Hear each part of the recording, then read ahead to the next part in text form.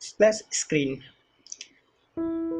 Microsoft word সম্পর্কে আমরা Microsoft word নিয়ে আমরা কাজ করছি।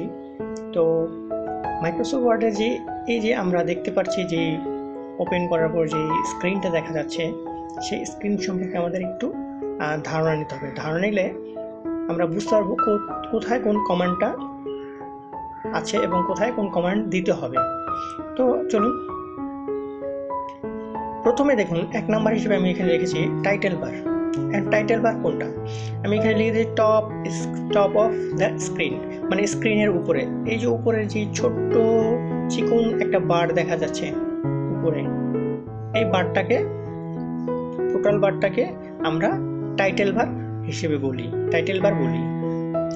এই টাইটেল বারের মধ্যে আমরা পাচ্ছি ডকুমেন্ট নেম। ডকুমেন্ট নেম কি? ডকুমেন্ট নেম হলো, দেখুন এইখানে এই অংশটুকু, এই যে দেখুন মাঝখানে দেখা যাচ্ছে অফিস প্রোগ্রাম, এটা হলো এই ডকুমেন্টের নেম। আর সফটওয়্যার নেম, তার পাশে দেখুন ড্যাশ দিয়ে লেখা আছে সফটওয়্যার নেম মাইক্রোসফট ওয়ার্ড। এখানে ডকুমেন্ট নেম লেখা আছে অফিস ডকুমেন্ট .docx, মানে ডক ফাইল, এটা মানে মাইক্রোসফট ওয়ার্ডের, এই জন্য এটা এরকম সিম্বল দেওয়া আছে। তারপরে দেখুন ডান পাশে আছে মিনিমাইজ, ম্যাক্সিমাইজ ও রিস্টোর আর ক্লোজ। এখন মিনিমাইজ, এই যে বাটনটা, এটা হলো মিনিমাইজ বাটন। এটা যখন আমরা ক্লিক করব তখন আমাদের মাইক্রোসফট ওয়ার্ডটা মিনিমাইজ হয়ে আমাদের টাস্ক বারে চলে আসবে। অ্যাগেন যখন আমরা এখানে ক্লিক করব তখন আমাদের টাস্ক বার থেকে পুরো স্ক্রিন জুড়ে চলে আসবে। আর ম্যাক্সিমাইজ আর রিস্টোর, এই যে ছোট্ট বাটনটা দেখতে পাচ্ছেন, এটা রিস্টোর ডাউন। এখানে যখন ক্লিক করব এটা আকার আয়তনে ছোট হয়ে আসবে এবং যখন আবার ক্লিক করব তখন এটা বড় হয়ে যাবে। আমি দেখাচ্ছি, যেমন মিনিমাইজ করে দেখাই। মিনিমাইজ করলাম, এটা আমাদের টাস্ক বারে চলে আসছে। দেখুন এই যে নিচে টাস্ক বারে চলে আসছে, আমরা এখানে ক্লিক করব, এটা আবার পুনরায় এখানে চলে আসবে। এবং আমরা যখন এই রিস্টোর ডাউনে ক্লিক করব তখন এটা আকার আয়তনে দেখুন ছোট হয়ে আসছে। এগেইন আমরা যখন এখানে ক্লিক করব তখন এটা আমাদের পুরো স্ক্রিন জুড়ে চলে আসবে। আর ক্লোজ, যখন আমরা ক্লিক করব তখন এটা আমাদের মাইক্রোসফট ওয়ার্ড যে ডকুমেন্ট আছে পুরো অফিস প্রোগ্রামে, সেটা ক্লোজ হয়ে যাবে। নেক্সট আসতেছে quick access toolbar. Quick access toolbar হলো আমাদের বাম পাশের যে অংশটুকু, এই অংশটুকুকে বলে কুইক অ্যাক্সেস টুলবার। এখানে কুইক অ্যাক্সেস টুলবার বলতে দেখুন এইখানে ছোট্ট একটা বাটন আছে, এখানে যখন ক্লিক করব এখানে অনেক অপশন আছে। সেটা কুইক অ্যাক্সেস করার জন্য এই অপশনগুলো এখানে দেওয়া আছে।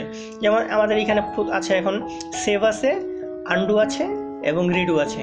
আমি যদি এখানে আরও অ্যাড করতে চাই, যেমন ওপেন নিউ, তাহলে আমি যদি নিউ ক্লিক করি তাহলে এখানে নিউ দেখুন একটা বাটন অ্যাড হয়েছে। ওপেনে ক্লিক করলে ওপেন একটা বাটন অ্যাড হয়েছে।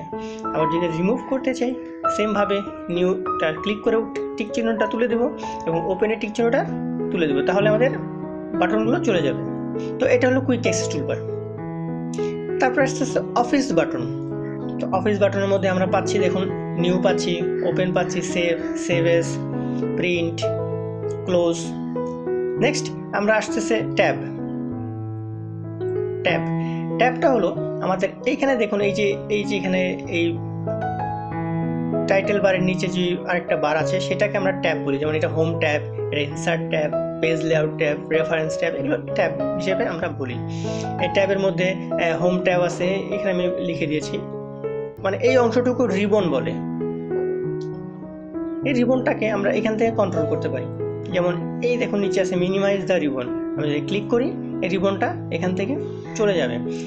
আবার যদি রিবনটা আমরা এখানে পুনরায় আনতে চাই তাহলে এখানে ক্লিক করে রিবন টিক চিহ্নটা তুলে দেবো, এখানে চলে আসবে।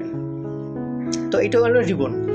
আর রিবনের মধ্যে দেখুন এই যে লেখাগুলো আছে নিচে, যেমন ক্লিপবোর্ড, ফন্ট, প্যারাগ্রাফ, এগুলো হলো গ্রুপ। এগুলোকে আমরা গ্রুপ হিসেবে বলি।